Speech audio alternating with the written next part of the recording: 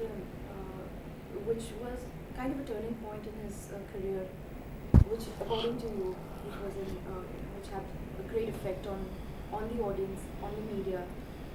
Any other films? I'm talking about very old films like maybe Bazi, Kala Pani.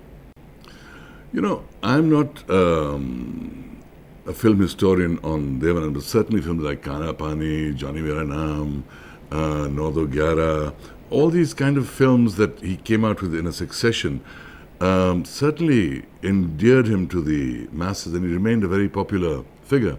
In fact, recently, when he wrote his autobiography, which I've brought right here, I decided I really want to read up on Dev Anand's background, on his history, to find out what his real story is from his point of view. And even though I haven't finished the novel, even though I haven't finished the autobiography, it is very well written. So I think Dev Anand can add another feather to his cap, which is a great writer of autobiographies. Dev Anand, the romantic hero of his time. Your comments on Dev Anand as a romantic hero, he was always the romantic hero. He might have done films with greater depth and style like Guide, etc. But the fact of the matter is, Dev Anand was the epitome of the romantic hero on the Bollywood screens.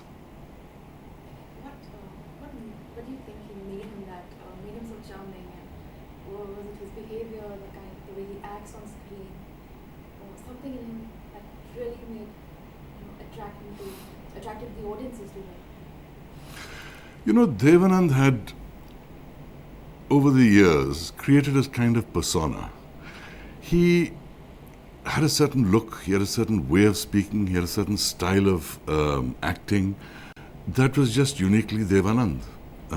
No one else could imitate him.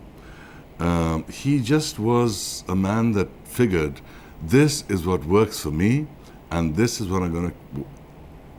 He's a man who figured that this is what works for me, and this is what I'm going to keep on doing. And that's what he did, right to the end. Very rarely did Dev Anand really step out of his old style of acting to create a whole new character.